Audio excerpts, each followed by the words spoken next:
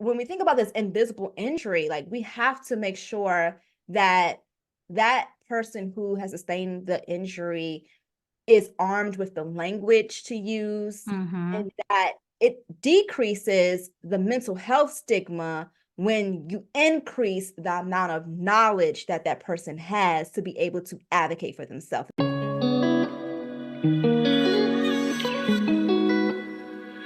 Hello and welcome to another episode of Life, Language, and Lyrics with Laina.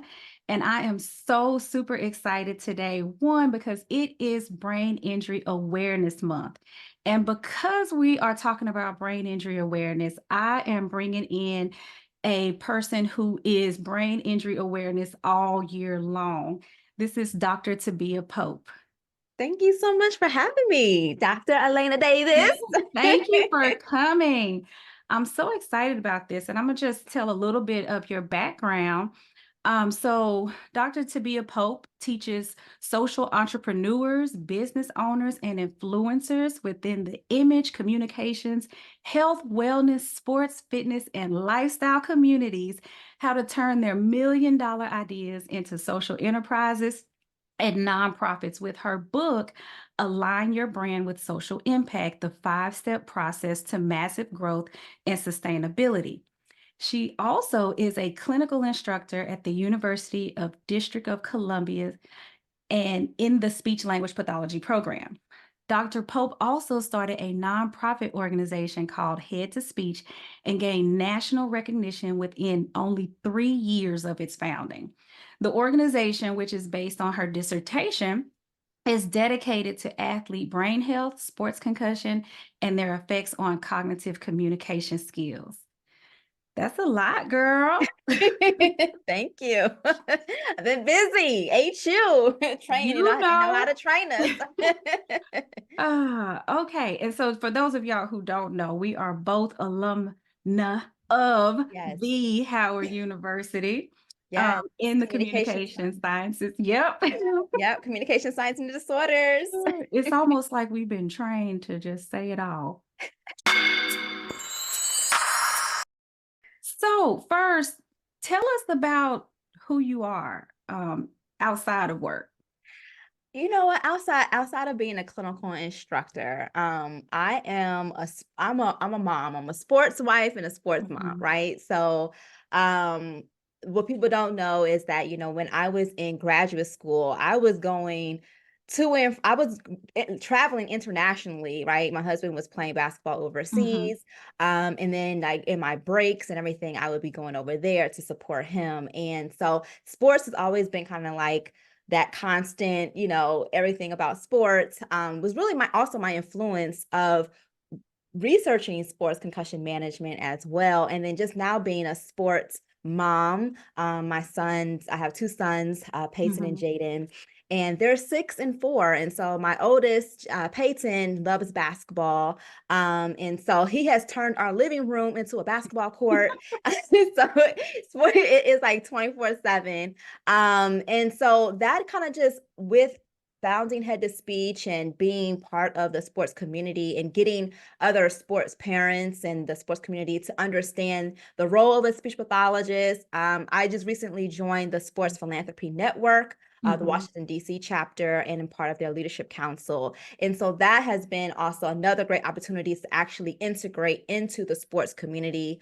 I'm also a member of Alpha Kappa Alpha Sorority Incorporated, Mhm. and I really support their Ivy Community Charities work that they do through their Ivy Vine Incubator for nonprofits for excellence program. And so Mhm. Head to Speech is part of that program. So I'm always doing something in the community, but I always say alignment is key because Mhm. you don't want to do everything and it not be aligned with your mission, your purpose. And so what I do, I love traveling. Mhm. Swimming, I like to go. I love traveling. I've always been traveling.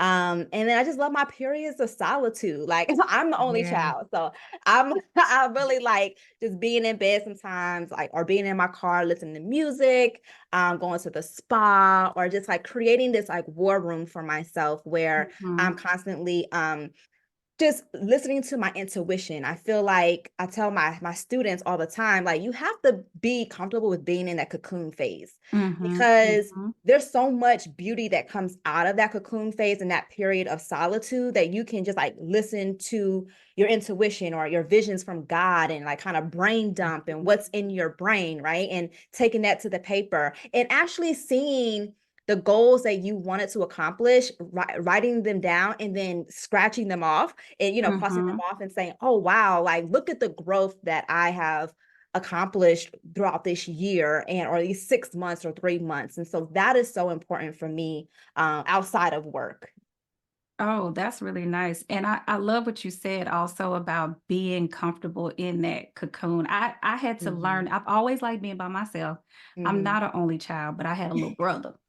Okay. But I had to learn how to use the quiet moments in an effective way.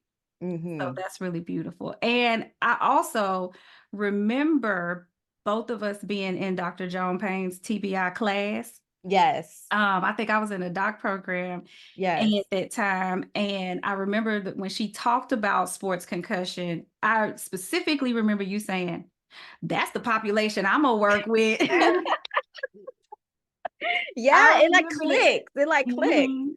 Yeah. Yes. It did. It really did. It was I think just from the experience, and during that time, it wasn't out there like it is now, right? Mm-mm. Like, and Not at all.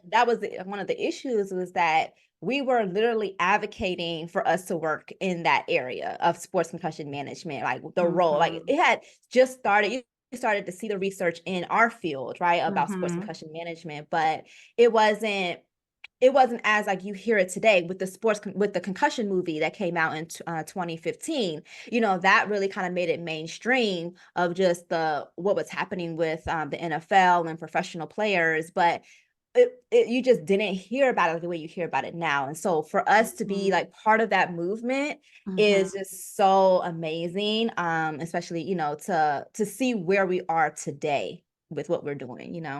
Yes. And so speaking of being a part of that movement, maybe you can talk a little bit about your role in the movement, and then Yeah. also touch on your book as well. Yeah, and so I founded Head to Speech in 2021, but have been doing the research for a while. And now I'm the president and CEO, and now I lead a board of 13 other board of directors. And my whole goal was to really bridge the gap between athletics and communication science and disorders, making sure that there was a bridging the gap. We had to bridge the Mhm. gap and actually integrate into the athletics community. And so now we have a board that represents both sides. Mhm. And now we have 70 plus ambassadors like Wow. within 3 years. And so it's just constantly is growing. We're also growing through our interprofessional task force, summit Mhm. and expo. And so we have speakers who are talking about so many different variety of topics within sports concussion management, Mhm. and brain health. And one of our notable ambassadors, Tyler Brown, who is a football player at the University of Colorado, Mhm. and his mother is a speech pathologist, and he's Mhm. actually following in the steps of his mother to become a speech language pathologist. And I thought that was Wow. so cool to It see, like is. a football player, to become a speech pathologist, like his mom. And so I've been kind of talking to him and just like how to be an ambassador, and kind of talking about some of the sports concussion preventative things that he's been doing as a football player. Um, I would say my first love also is just health communications, right? Mhm. So I think from what was rooted from Head to Speech was when I took that health communications course at Howard University. Mhm. And I was like, well, how can we raise awareness around this public health issue? It's a Mhm. silent epidemic, it's Mhm. invisible injury, and it's not talked about. We know the underreporting, right? The sports concussions go Mhm. unreported as well. And so I was just like, how can we raise awareness and change the attitudes towards these issues? And that's where the the phrase head to speech, making sure that athletes are heading to speech. Please do. And and like, ready, set, head to speech. And so that's how it really started out as an awareness campaign. And I was like, oh, wow, like this is a nonprofit organization. Like this Mhm. is really going to impact the community. And it's all about social impact. And one thing I want speech pathologists to understand is that our field, we can do so much more than assessment and treatment, right? We need to Exactly. be in outreach and advocacy. We need to do screenings. Mhm. We need to be in the community. We need to look into policy, and we need to look in these issues. And so our scope of practice is so much more than assessment and treatment. And that was one of the reasons why I was like, well, I think I'm going to go down the path of nonprofit management. And Mhm. that is kind of where Align Your Brand with Social Impact came from, my book, my book. And I want to, I want those that are in the business of transforming lives to Mhm. understand that it doesn't have to be one-on-one client engagement all the time. Yeah. If you just go into the community and ask your community what is it that they want, what they need, and a lot of times they come to us and talk to us because we are a helping profession, Mhm. and they come to us for those answers, right? And so it's up to us to also have those resources to provide them with what they're looking for and what they need in the community. Yeah. That's really good. And I can just say, because I've been able to watch this nonprofit grow in such a short time. I mean, Yes, even just in the first year, the amount of things that Head to Speech, or that you were able to do with Head to Speech, was really thank you. amazing to see the way that it grows. And and people know about Head to Speech, because in some of Amen. the spaces I'm in, they're like Mhm, mentioning, and they're asking, do you know mhm, Dr. Pope? And I'm like, mhm. yeah, of course I know Dr. Pope. Right. Right. You Yeah, know, so and it just same here. And I think that it just is a testament to like our training and the fact mhm, that we also at Howard University, we had that traumatic brain injury course. And when mhm, when I started off, I did a needs assessment, and just the curriculum. I wanted to know, was the curriculum at graduate programs, did they have a traumatic brain injury course, or how mhm, they were obtaining that knowledge, right? Or right, did they feel comfortable with providing sports concussion management services or traumatic brain injury services? And a lot of SLPs and audiologists that I did survey was like, well, I feel comfortable in adult neurogenic disorders, or that was one class that we had, mhm, but I'm not so confident in traumatic brain injury or sports concussion management. And so I knew that there was a need there. Now, how we go about making sure that we have some standardized processes in place, and because we have mhm, speech pathologists at different universities doing great things like yourself, right? We're out there, like we yeah, have speech pathologists that are doing great things, but how do we come together? And I mhm, think that is, not, we didn't have, before Head to Speech, there was no association for this type of sports concussion no, management. And these initiatives, educational, scientific, and charitable initiatives. And so I knew that there was a need for it, because when I was in my doctoral program, I was researching scholarships, I was researching grants, I went to the mhm, NCAA and applied for a student research grant. And that is where I learned about, I need to focus on athletic trainers. I need to focus mhm, on that relationship and coaches and the athletes themselves. So through that process of becoming a researcher, I mhm, learned what the gaps were. And so we tell our students all the time, you have to read the literature. You you have to got read the to. literature. You have to understand what's out there and what's needed. And you could be that next person, Mhm, to fill the gap, right? In a much needed place, area within our profession. So I think that that's a great message to all of our students as well. yes, okay, Mhm. now let me ask you this, because you've kind of touched on a lot of like why you Mm-hmm. chose this area. Mm-hmm. But let me ask you also, what do you feel is your role as a Black SLP Mm. professor and researcher who is working in the area of brain injury? Because, that's also an area where even with our profession, the Mm-hmm. Black population is really small. But when you get into neuro and TBI, we can count on both hands Right. almost how many people are. And that's why they know about us, right? Yeah, Because we exactly. stand out. Yeah, I think that as a speech pathologist, obviously, representing the 8% of Black and Indigenous and people of color within our profession, I definitely feel that weight, right? I definitely feel Mhm, that because there's a shortage of professionals from that look like me, from people of color, I feel like there is definitely um cultural competency training, cultural responsiveness training that all goes with the sports population, especially mhm, football and basketball and contact sports, where majority of those athletes are African American or from a mhm, multicultural background, right? mhm, And so even when I think of like sports medicine and I think of allied health and speech pathology, right? I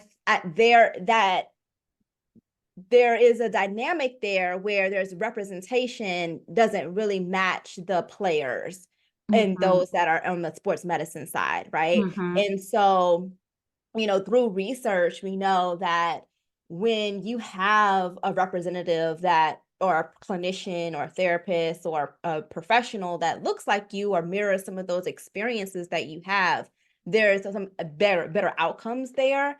mhm. And so, and just knowing how that population works. And so sports is a whole different animal, right? And Yes. so, and I tell, if you want to work in athletics, you have to really integrate. You have to learn the athletic directors. You have to learn the sports medicine. Mhm. You have to learn all those nuances and how to talk about brain health, right? And how to Right. talk about sports concussions and how to talk about the outcomes and the effects on cognitive communication. And you have to be able to talk about it in a way that makes sense to that population, right? Right. And I think that is what we're doing is, we're trying to train the next speech pathologists, the speech pathologists that are coming after us, how to fill that void or that cultural competency, how to do it in an effective manner. So as a Black speech pathologist, I'm looking at brain health disparities, how Mhm. um African Americans are not represented oftentimes in dementia and Alzheimer's studies, Mhm. right? And I'm looking at the disparities at the HBCUs, how there's only 12 programs that have have communication sciences and disorders programs, right? On Mhm. HBCU campuses. So if there's 107 HBCUs that don't have any representation or a speech pathologist Right. on their campus, they don't know you can't expect them to know the impact that it's having on their cognitive communication, right? And so that's Mhm. a disparity in itself, right? Mhm. And then not even talking about other universities that are accredited by ASHA, that need the information, that Yeah. need that integrated into their curriculum. So we're talking about workforce development, recruiting and retention through sports Mhm. concussion management, providing a career pathway um, for speech pathologists. You have speech pathologists who are also student athletes. Mhm. You have speech pathologists who are sports parents. You have Mhm. student athletes that are coaches and fitness trainers, and they identify with the sports and fitness community. So how can we get them involved? And I always say, what's happening in your community? Because Mhm. every community looks different. The sports that are played in those communities Mhm. are different. The people look different. What is a priority is different. And so we can't go into it saying all the communities are the same because they're different. The Right. priorities are different. And so that just helps me it kind of gives me that extra push knowing that what we're doing is needed at Head to Speech and that we are literally going to change lives. We're going to change communities. And the more of us, Mhm. coming together and for this cause and for these issues is going to have an impact. Regardless of social economic status, I believe that athletes, every student athlete, every athlete should have access to Exactly. these resources, right? And so when we look at speech pathology services, they sometimes they don't even know who a speech pathologist is, and Mhm. especially what we do in sports concussion management, Exactly. right? So getting over that hurdle in itself, and providing them with resources through our concussion recovery care packages and through ways that we can improve the access just to resources in this area is is definitely an initiative that I would like to see other speech pathologists take on and to help Head to Speech as well. That's really good. Yeah, and I see the excitement and I see the interest with the student groups that are coming through. Mhm, There are more and more that are mhm, interested in this area. And so, especially with social media, we're mhm. able to touch a lot more people and let them Yes. know what's happening. Um, Yes. Social yeah. media. I mean, there's when you think of just Head to Speech ambassadors, if you become a Head to Speech ambassador, use your platform. And I always tell my students to always use the projects that you're working on in school Mhm, as as a launching pad for what you want to do. You may not know the specific niche that you want to have until like mhm, 5 years in the profession, but definitely be intentional with the projects that you have, the papers that you're writing. Don't just don't research things just to research things. mhm, Like, be intentional with the research that you're using, and then utilize that research to create your social media posts and your awareness, the reels and TikTok mhm. and all of that. Use that for social good, right? Right. Identify the causes that are important to you within the profession and utilize them, because we know that there are a lot of social determinants, Mhm. social health disparities. There's causes that need attention, and so you can utilize your platform for social impact as well. Yes. So you are training SLPs, entrepreneurs, and influencers. Okay. This new generation, that's what they Yeah. want. They want to be influencers. They're on Mhm. social media, So if you're gonna be on there, use it for good. Use Use it it for for good. good. I Yes. love that. So I wanted to know a little more about some of your recent experiences because you have had some exciting things happening in just the past few months, right? It has I truly feel like I've kind of like and thank you for that. I feel like I have found my tribe in brain health, Mhm, and in a way that I guess I never even dreamed about this, like mhm. going to the Super Bowl and being a part of Black Yeah. Men's Brain Health Conference and emerging scholar. Like, I never thought that when I started my research at Howard University that it would take Mhm, me here, but I'm so happy to like be in these spaces where just my presence is like opening the door for more of us to come, right? Like, mhm, and we need more of us in these spaces and to they talk about these mhm, conversations, right? And to even just like consider myself like as a pro athlete therapist now, like having the experiences like working out with athletes from 8 years old, high school, college, professional, and former athletes, like having that experience by working with athletic trainers and coaches mhm, and getting them to like do brain workouts and understanding like how to integrate those brain health and mindfulness and those cognitive communication tasks into their workouts is raising awareness for those that are working out. But even if you're not working out, right? Even if you are a retired professional athlete, there are ways to provide transitional services to athletes to help them with their cognitive communication skills on functional tasks that help them when they're transitioning out of sports as well. mhm, So we have to look at the continuum of care when it comes to athletes, and being a part of Black Men's Brain Health Conference is allowing me to really take the research that I was doing on the collegiate level and taking it to the professional level, right? And looking at the continuum of care with dementia and Alzheimer's disease, and making sure that athletes know that they need continuous cognitive activity to also to reduce and prevent cognitive decline, right? That could Right. lead to dementia and Alzheimer's disease, but also increase the amount of participation in research, because we have to create safe spaces for professional athletes and their support systems to, because you're a researcher, to participate in research, right? And Right. we have to create, because there's a history of mistreatment. There's a Mhm. history, race norming, there's a history there.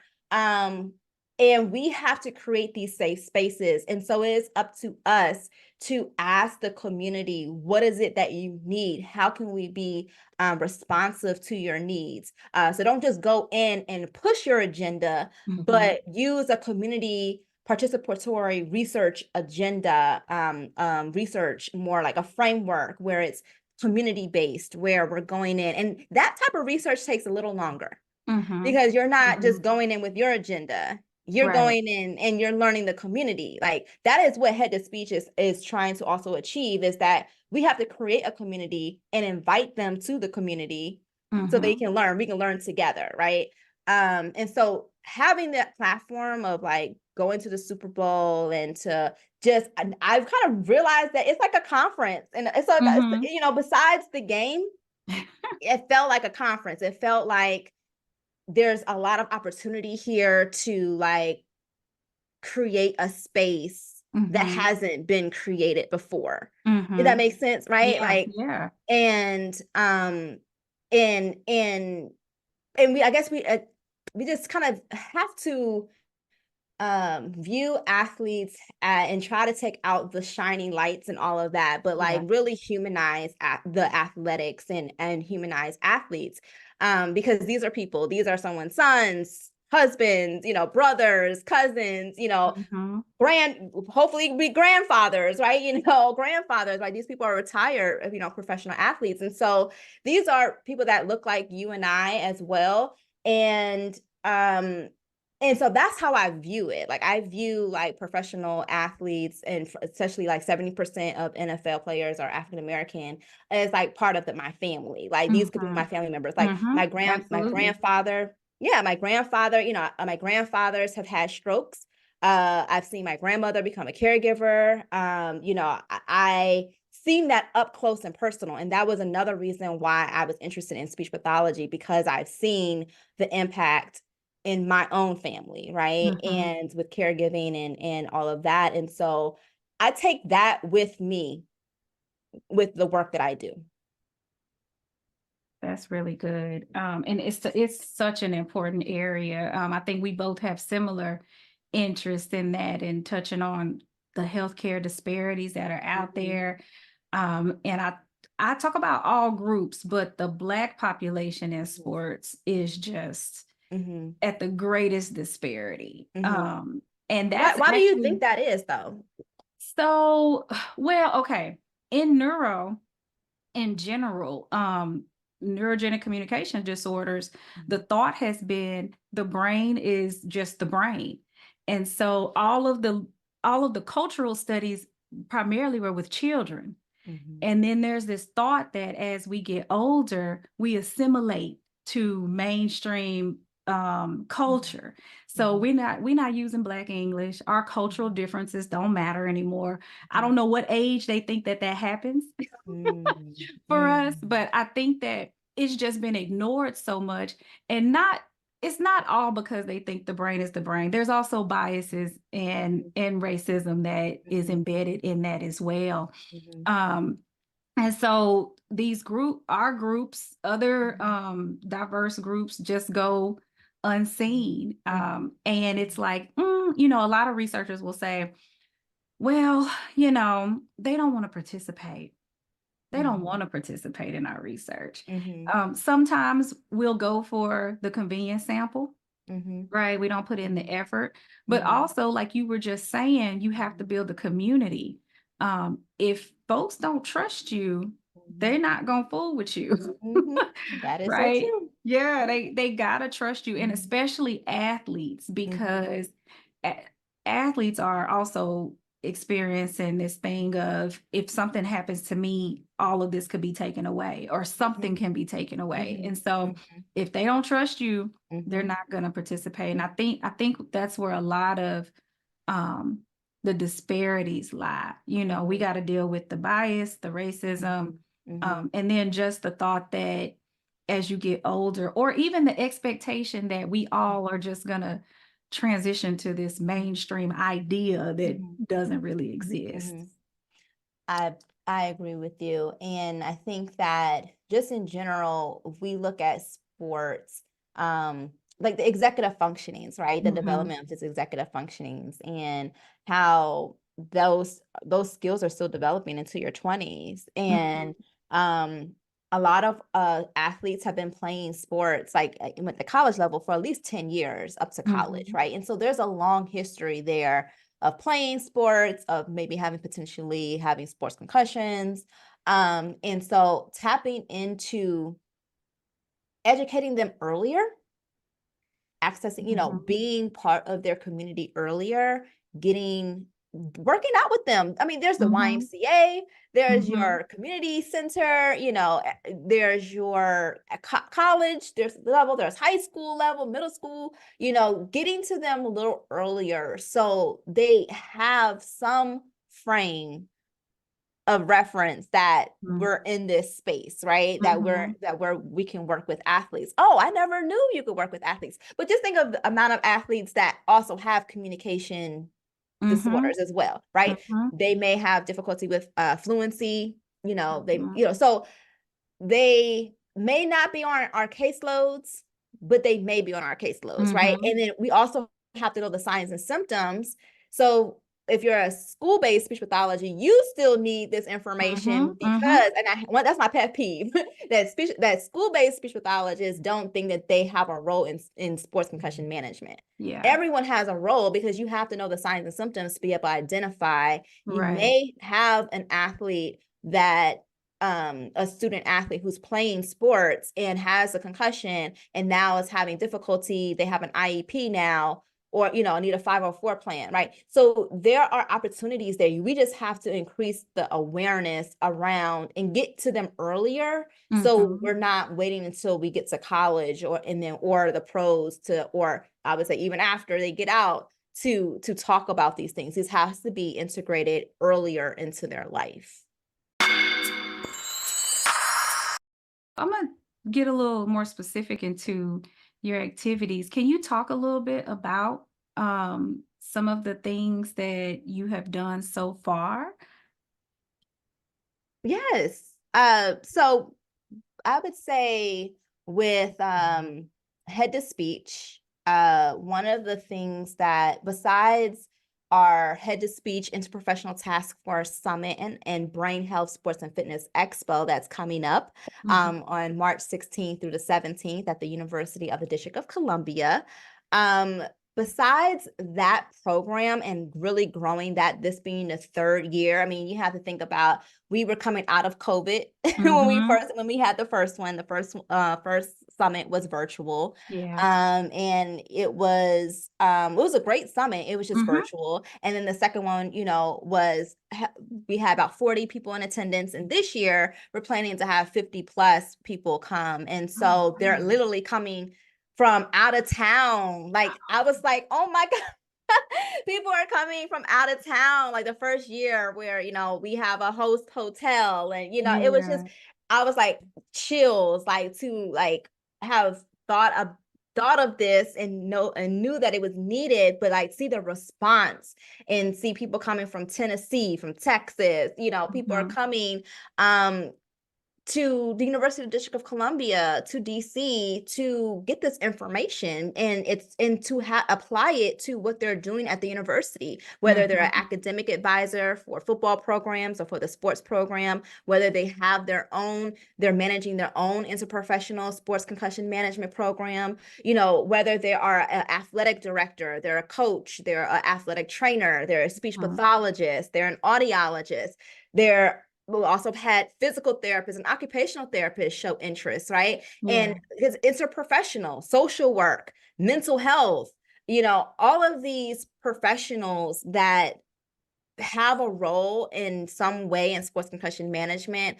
coming to this summit to work together and to Mhm. learn from each other. Mhm. And that is so needed. Like you cannot really be in a silo, right? Like you Right. can't work in a silo and it doesn't help. And so my goal is to make sure that on the college campuses specifically, we have athletic programs and we have communication sciences and disorders programs, and there's Mhm. no collaboration. Mhm.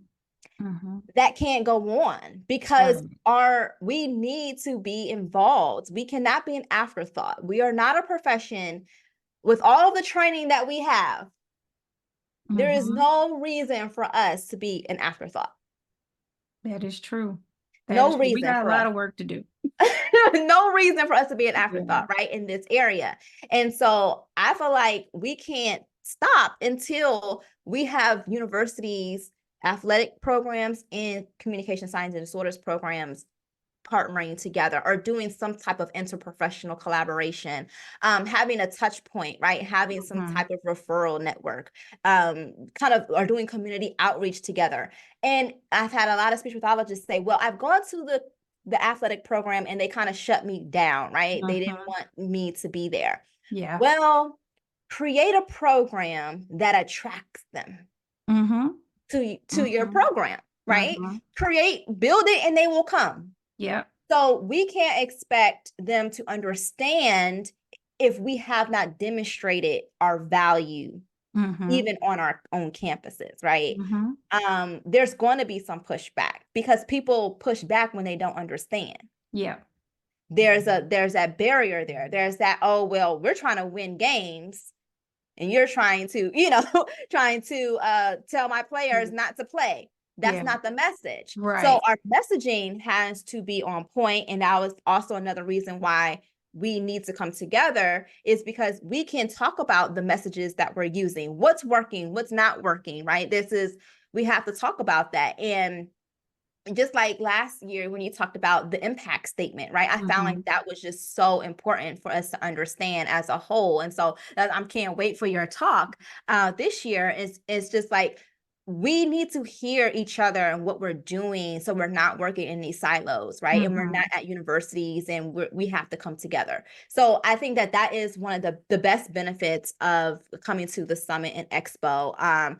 Also like integrating those brain workouts and actually Mhm. being able to see that in real time, and being able to at the expo being able to see all the other resources and being a resource yourself for the student athlete population, um and then just the career pathways piece, like the Mhm. recruitment and retention, right? You have your students coming to present Mhm. their poster sessions, the work Mhm. that they're doing with you in your lab, and that is what we need. We need a platform where we can bring that research and have a platform, right? And that was lacking. Um, and not saying that we can't go to, other conventions and do that, but Yeah. it's special to have something that's built specifically for what we're doing.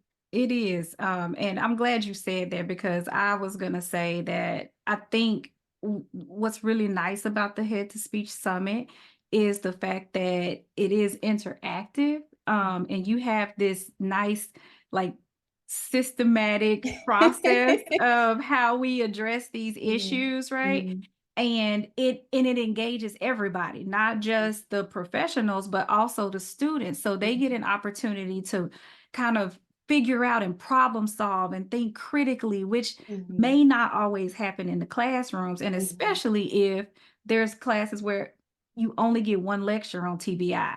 Right. So I think it's Yeah. such a beautiful thing. Thank you Now, so much. everything you talked about, you sound very passionate about. I can see the excitement, but I'm wondering if you haven't already said, is there any particular thing that you've done that like is the closest to your heart? For head to speech. It could be head to speech, or it could be just anything you've done in this area. Um, I think when it comes to brain injury, and brain health, I think what is special is really talking to athletes Mhm, and really understanding how to help them and when to help them. We have to talk to them mhm, because we can't assume that. And I ask athletes, who is that one person that is your support system that you go to? mhm. We can't assume that that person is their parents, Right, their coach. We can't assume that, right? Or right. their girlfriend, wife, right? We can't assume that. We have to identify who is going to go through this process with you. Mhm, And who can you rely on to talk about these issues, because we need to start earlier. And I think one thing that I truly am very happy about, and kind of where I see my profession, where the profession is going and what we're doing at Head to Speech, is integrating athletes throughout the continuum of care, right? mhm. Not starting just at when they become professional athletes, but starting Mhm, when planting those seeds when they're a middle school age, right? When I mean, my son is 6. He's been playing basketball since he could dribble the ball, right? So mhm. it starts very early, and that athlete identity Yes. starts very early. Yes, So it an does. athlete, their identity and what they're doing is rooted in that identity, right? So when they encounter a brain injury, a sports concussion, right? Or a mental disorder or learning disability, right? Their identity is at stake. Mhm, And that's what mhm. we're dealing with, right? And so you having to understand and getting to know the athlete and talking to them and where their identity is, because not we know that not every athlete is going to go on to the professional league. We Mhm. know that every athlete, just because they're in college playing sports, that may not, they may want to do something professionally or vocationally outside Right. of sports, right? But there are different tracks, I would say, for athletes, right? Mhm. But you have to understand, what track is that athlete on? Mhm. We can't assume that that athlete wants to go pro or that Right. athlete will go pro. You got to have a plan B. Mhm. But that athlete may not identify that plan B because they're so focused on plan A. So how do we help those athletes, right? And so what someone told me at the Black Men's Brain Health Conference, he said the niche is in the transition. Yeah. I felt like that was so profound, Yeah. because we have to get the athletes when they're not necessarily so in, like they're playing, but when they're transitioning. So you Mhm. have their ear, right? And they take that information to the next level. You work with them again, take that to the next level. And so it's Mhm. transitional. It's not just, it's not linear. It's like it's transitional, right? Right. So we have to integrate during those transitions and reach out and get to know the athlete and not assume that all athletes are the same or alike or learn the same, want the same things, Mhm. and don't want your help, because a lot of them need help. Yeah. They just need someone that will sit down and listen to them. Mhm. Yeah. Girl, I'm all in. And that identity is true. I have a Mhm. little nephew. He was on one of my episodes last season. He wants to be Oh. a YouTuber. So it'll be easy to spot who he is. But he Mhm. just turned 7 and I got to go to one of his basketball games Mhm. a couple Mhm. weekends ago. It's like 11 o'clock in the morning. His mom was like, yeah, he said he was up early this morning watching game footage because he Yep. got to move. He wants to practice, and I'm like, he's 7, he's watching game footage already. Yeah.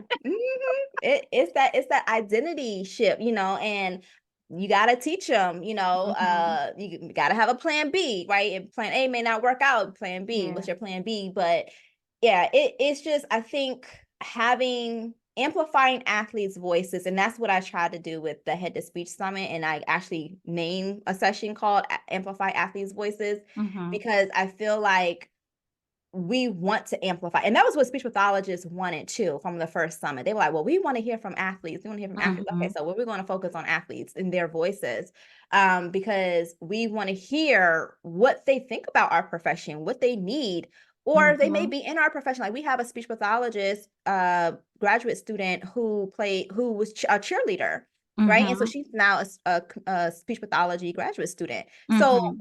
that identity and that belonging, when we talk about diversity, equity, inclusion, and belonging, that also is important too. So when we think about athletics, we also have to think of the Paralympics. We have to think about Yep. special needs. We have, the athletic world is not just what we It's think broad. about it, right? It's very broad, right? Yeah. So there's that diversity, there's the diversity, equity, inclusion, and belonging. So all of that, and I'm so happy to see the professional league even have a forum for the different communities now and being Mhm. diverse, right? um so yeah, I mean, it's just, it's this is the time for us to get into it. Like I just feel like it's just, I just Yeah. can't wait to see like 10 years from now, like where it all Oh, leads man. I can't even us. imagine, but I can Hmm. imagine, you know? Hmm. I mean, it's I mean, to like say, oh, you're a sports speech language pathologist, or like that to be like a real career pathway for you, or I'm a pro Yeah. athlete therapist, right? That I'm integrated into what the sports medicine team is doing. Like that is the goal. Mhm. Yeah. Yeah. So with the Head to Speech summit that is coming up pretty soon, Yes. what I was going to ask you about like the necessary conversations, but I think you've Hmm. touched on that quite a Hmm. bit. Hmm. Maybe you can talk a little bit about what people are going to get um when they come there. Oh yeah. I think you're going to get a sense of community. I Mhm. think you're going to, if you have a passion for this area, when I say like passion, you can have a connection to sports in different ways, right? You can be a sports parent, you could be a former athlete yourself, a student athlete. You can know an athlete, you know someone that plays recreational sports, you're a fitness Mhm. professional, or you do it on the side. Like, speech pathologists always have have our side Up on the hustles, side. right? Yep. So that could be something you do on the side, right? But I feel like you're going to find your community. This is a community that is growing, and it's interprofessional. Like Mhm. we follow the 5-step framework that you talked about, of like first advocating for the profession. What does that look like? And then simulating experiences. You know that simulations are very big now on the academic level. Mhm. Interprofessional education and collaborative practices is a very big push at ASHA. And so we utilize that framework, and I've also had to create our own framework because to help us meet those objectives. But so advocating for the profession, simulating experiences, facing the challenges, like what Mhm. is our profession and just the athletics community, what are we facing? What are the challenges? And how do we fill in the gap? What Mhm. do we need to put into our toolbox? And I always challenge, the summit is also challenging you as a participant. And I think that's what you talked about, is that Mhm. it's interactive, because it's asking you to create your own action plan for your Mhm. community. And our communities look different. So the challenges that we face and how to fill in the gap is going to look different for everybody. You may want to create intervention tools for athletes, and that looks different. You may want to learn more about assessment, and you want to do screenings in the Mhm. community. You may want to do more community outreach. You may want to be in the policy, and so you may have different reasons why you're there, but we talk about it, and I think it brings everyone's unique perspective to the table. Oh, I never thought about using this in that manner, right? So Mhm. facing the challenges, filling in the gaps. And then we always have someone who has kind of gone through the process of either they're managing their own concussion program. They have experience in evaluation of programs and initiatives and processes, and they come and they talk about what's worked and what hasn't worked. So even if you are a beginner at the beginning introductory phase of coming into sports concussion management, you're always going to leave with someone that is a mentor, that could serve as a mentor, that has gone through that process, and that can help you get to the next level. Okay. This was good stuff. Now, what do you really want people to know about the mission of Head to Speech, or about concussion? What is something you really want us to know? I really want us to know, I really want everyone to know that it's a silent epidemic, that we're just now talking about brain health and sports concussions the way that we're talking about it. Like it's just very new to everybody, right? It's very new. It's new to the NFL. It's new to NCAA. It's new to our profession. It's new to everybody. So the way that it's been a silent epidemic, people have gone, concussions have gone unreported. There are these, you have the old versus the new school, it's just a silent epidemic. So knowing that we have to create safe spaces for people to talk about this, and how we talk about it, and creating innovative ways to talk about it, right? It's not just, you have to be careful with the language that you use. And also it's an invisible injury. So just because, just because we can't see the injury doesn't mean that it's not there. And athletes need, and even just anyone with a brain injury needs to be empowered to be a self-advocate for themselves, to use strategies, right? And to use functional, and that's what I love about speech pathology and executive functioning, is that it's functional, right? We do what differentiates us from like neuropsychology and speech pathology is that what we do is very functional. And we're comprehensive too. We're looking at these domains from a return to learning, return to work, how it impacts their activities of daily living, all of that. So when we think about this invisible injury, like, we have to make sure that that person who has sustained the injury is armed with the language to use, and that it decreases the mental health stigma when you increase the amount of knowledge that that person has to be able to advocate for themselves. They don't feel depressed. They don't feel suicidal. Right. And so I feel in the sports community, they talk about a lot about mental health, but they're missing the intersection between brain health and mental health. Yeah. So that's what I want people to really understand, is you can't have the mental health, like, you got to talk about the brain health, the prevention piece, what that looks like, in prevention and prehabilitation, and how it can decrease the mental health stigma. Okay, thank you for that. You're welcome. Okay, so we are at the part of the show where I get to learn a little bit more about you. Ooh. So the lyrics section is one of my favorites because I just feel like music is the soundtrack to our lives, and I we believe use that it. too. Yeah, we use it for so many different reasons, right? And connected to our emotions, how we're feeling, if we're trying to get pumped up, all that kind of stuff. Yes. So I'm gonna ask you about some songs and the lyrics for Okay. different situations. Okay. So what is a song, and some lyrics from that song when you need to encourage yourself? Because you're doing a lot of stuff. So I know you You, need some encouragement you, sometimes. yeah, that's a great question. Because because I'm not an overnight success.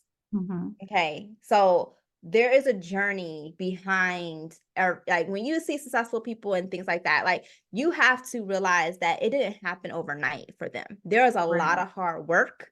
There's a lot of things that they've had to go through to get to where they are today. And so doubt was one of when we talk about imposter syndrome, we're like doubting ourselves, like we're Mhm. doubting, am I like worthy enough to be in this space, right? Mhm. Am I, I'm someone's gonna figure me out. Like I'm not who I say I am, right? I'm an Yeah. imposter, right? And to overcome that. And so you're like being doubtful. And so when I think of like my doctoral journey of just like Mary J. Blige, first of all, Mary J. Blige, she get me through any type of Mary J. Blige can get me through any type of period of my life, probably, with her songs. Mhm. So I would definitely say she's one of my artists that I go to, if I just need to be real with myself, right? Yeah. So Mary J. Blige, song Doubt is not one of her biggest hits, Mhm. but it's very a meaningful song because the lyrics like really mirror like my journey, my doctoral journey of like encouraging myself to never doubt myself, to know that I was born to be a leader and to wear the Mm. crown. So her lyrics, say, I sacrificed a lot, but I'll do it all again Yeah. because I made it to the top. But I can't keep downing myself anymore. Now you're looking at a leader. Now you're staring at a queen. You said I'll never be someone, but now I'm pulling all the strings. Hmm. Won't let me back down, can't turn me around. So no one's stopping me now. So we sometimes can doubt ourselves, and there are lyrics, there are songs that help us push us to the next level, and this was one of them. Yeah. Like to know that like I'm in this doctoral program, I had to say no to going to partying, to clubs. I had to say no to family reunions. I had to Mhm. say no to weddings. Like I had to have boundaries Yeah. when I was in the thick of my doctoral program, right? Um, and all of that, causes some tension with friendships, with family Mhm. members, because they don't understand why you can't be there, right? So that Mhm. journey, you start doubting myself, like, dang, like, am I doing am I doing what's right? But at the end of it all, you're going to make it to the top. You are Yeah. going to be a leader. People are going to recognize you for that sacrifice. It may not be today, Mhm. but it will be that one day when they'll recognize the sacrifice that you made for the greater good. And that's if I was to die today, I would just want people to know that like I just did what I did for the greater good, not for myself, but to Yeah. really help a community that needed to be helped. That was really good. And I love these lyrics. I love those Oh my lyrics. God. It's if you just I mean, it's not one of her greatest hits, but it's like for me, I'm Yeah, like, woo, it's so powerful. that Powerful. is powerful. Wow. I felt it when you were reading. Okay. So what about when you just need to get to a place of zen or relaxation? Anything Maxwell. That's Okay. a good one. I can see it. Anything Maxwell or any type of contemporary jazz. Maxwell's Urban Hang Suite is one of my favorite albums. Mm, Just I literally can listen to that album like all the way through. In my car, just in the bed, like just chilling. Like it's just a relaxation zen for me. I love musical instruments. Like I don't play musical instruments. I never played in a band but I just love to hear real music, like the yeah. actual symphony and like I just love that. So for music that you can hear the instruments. Mhm. I'm also from this area, so go, Okay. I'm used to hearing that those real band, like a band, right? So I would say that's my place of zen, anything Maxwell. Oh, that's I even wanted to name my son Maxwell. really? That's some My son love has right a there. I She said, "You're was not like, gonna well, be if we thinking have about twins, Maxwell when I you was like, look if at we my have son." twins, it could be Denzel and Maxwell. That didn't work out. That is too funny. You ever listen to John Baptiste? I do a little bit. Yeah, A he has a little? New Orleans, feel. Yeah, yeah. Mm-hmm. Sometimes I scroll through his Instagram and just listen to him playing the Mm-hmm. piano. Mm-hmm. Beautiful. Yeah, That's I'm good. more so like I like the congos. I like the drum. Mm. Yeah, like I love that. Okay. Mhm. Um, all right. So now what is something you think about connected to our topic today? When you think about sports? Ooh, sports.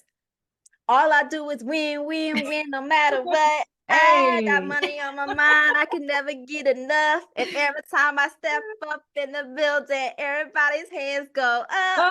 Hey, and they stay there, and they stay there, up, down, up, down, up, down. Yes, that's like one of my favorites. I love when they play that at a party. Yes, that's for sure. Everyone's hands will go up. That's for sure. And so what about when you think about how successful head to speech can be? Ooh, um, I definitely think of Smokey Norfolk's God is Able. Mm, Um, because any success, like you can't, like God is just very like first and foremost in my life. yeah. And so his lyrics say, God is able, God is able. He won't fail. Tell me who can make a mountain move out of my way, and who can make a miracle because of my faith. And when the doctor says no, who can still say yes? And when I'm in trouble, who's right there to help me pass every test? Tell me who can make a river, one out of a little stream, and who can tell the clouds to roll back so that the sun can look at me? And who can tell the wind to whistle through the trees? And when I'm in trouble, who is the same God that will come down and rescue me? Mm. God is able. God is able. Yeah. So anything that you want to accomplish, have faith and know that God is able. He can do anything. And you can do anything that you put your mind to. And that's why I tell everybody it's so important to have that period of solitude so you Mhm. can be so in tune with your intuition. Because I believe that's God's way of talking to me is my intuition. That's beautiful, and you can't go wrong with Smokey. Yeah. Yes, like Oh, he's been one of my favorite artists ever since like yeah, I was my teen, like teens, I would say. yeah, he's great. He comes to my church every once in a while. Oh Him and my wow. pastor, I think they did Bible college together, Oh maybe, or something wow. like that. Oh So, wow. he's just as beautiful of a preacher as he is a singer. Mm. Yeah, his songs are great. They are. So, last thing I'm going to ask, do you have any affirmations, scriptures, or quotes that you can share that I you think think might be I think I helpful? touched on, I'm really big on trusting God and just like believing and remaining faithful. Mhm. I would say being an entrepreneur, like I've always had this entrepreneurship spirit Mm. about me. I mean, I come from a line of entrepreneurs. Okay. I don't know if you know this about me, like my great great grandparents were part of the Black Wall Street in Tulsa, Oklahoma. Oh, oh, And so wow. I literally come from a line of like Black entrepreneurs. So I definitely feel them with me. And so I've always had that spirit. So I've always felt like I've always had to be faithful and to trust God to walk, Mhm. like literally like walk on water, and to know that like that if I did that and he would have me like so Yeah. so really just trusting in God, and when you're an entrepreneur you also have to kind of have that faith, because things don't always Mhm. happen the way you plan, but it always happens in God's time. And I would say I could do all things through Christ Jesus who strengthens me. So that's another verse. I would say make it happen, right? I learned this Mm. from Howard University. So Hello. this is definitely an HU thing that I learned from Howard. Like, make it happen. I don't care what, if someone says no, you go with someone that's going to say yes. Like, I don't care. Mhm. Like, get it done, right? Like get it done, make it happen. I would say that Howard University is definitely, I contribute Howard to like also my work ethic. Yeah. Like there's so many people there that just have that drive, Mhm. that kind of sets me apart from the rest. Like, your work ethic. Like when people see that's like your track record, right? Yeah. Like when people see like you have a history of like saying what you're going, like when you say you're going to do something and you actually do it, that is like your track record, Mhm. right? And people will Mhm. see that. And so that is what I tell my students. Like, utilize all these opportunities, utilize, like, when you say you're going to do something, do it. Like, you never know what's going to come about of this opportunity. Like, you just never know who Mhm. this person knows who can get you to this next stage of your Yeah, life. it's It may true. not happen now, but that person may see you like 5 years from now and say, oh, I remember you did this. I got you. I'm gonna pull Mhm. you. What I'm saying? So I think that's so important to always just say do what you're gonna do, and say, and do what you say you're gonna do. And be a person of your word. Stand on business, like the new generation Yeah. says, right? Stand on business. Stand on business, right? Stay in your own lane. I love that one Mhm. too. Because I feel like we compare ourselves, Yeah. and comparing ourselves is like a thief of joy. And Mhm. it also is a thief of like you realizing your own special gifts and God-given talents, right? Like we all have different God-given talents. So you and I, like, we're in the same area of brain Mhm. injury and brain health, but like you have unique talents that I don't have, and Mhm. vice versa. So, and I think people like to compare people. Yeah. Yeah. And like we can all do things together. Like Yeah. doesn't have to be that. And so I think that staying in your own lane and living in your own testament of what God has done for you is going to take you further than you comparing yourself and trying to be like somebody else or keep up with the Joneses, right? Mhm. And then I'll just end with this. It's always a great day to be a brand. Ooh, that's cute. That's very cute. I love that. Oh, goodness. This was such a good conversation, Oh, Dr. I love Pope. it. It's always a good time. It's always a good time Yes, to talk to it's you. such a good conversation. We learned so much about what you've been doing, all these exciting things. I feel excited, really excited right now, because it seems like it's so many good things going on in the world of brain injury, concussion, sports related issues. Yeah, And it's just wild to see it all just coming together. yeah, Um, and I think what's so beautiful is that, like you were talking about, being in your lane and not comparing. If the goal at the end of the day, if our purpose is to help these athletes and the people that are around them, we have to be able to add our own special flair and be able to accept somebody else's so that we can all do mhm, what we need to do to make sure that they're getting the best care mhm, and mhm. and prevention awareness that they Yes, can. yes. So this was great. Can you tell people where they can find you? Of course. So head to speech on Instagram, Facebook. I'm also really big on LinkedIn. If you can always connect with me on LinkedIn, at Tabia Pope, PhD, CCC, SLP. Also be a brand. You also can look me up at Be a Brand TV. I been doing a lot with head to speech, and so like with my book, Align Your Brand with Social Impact, that is about to blow up a little bit more. So just trying to focus more on head to speech, and then really pick up with Be a Brand TV. But it's amazing. I truly believe that I've been leading with what God has wanted me to do, and He told me to focus on head to speech. And He was like, "Be a brand. Will be there, and you'll be all right." So yeah, so Mhm. it's been amazing just to listen to God and kind of just focus on head to speech right now. Yeah. Yeah.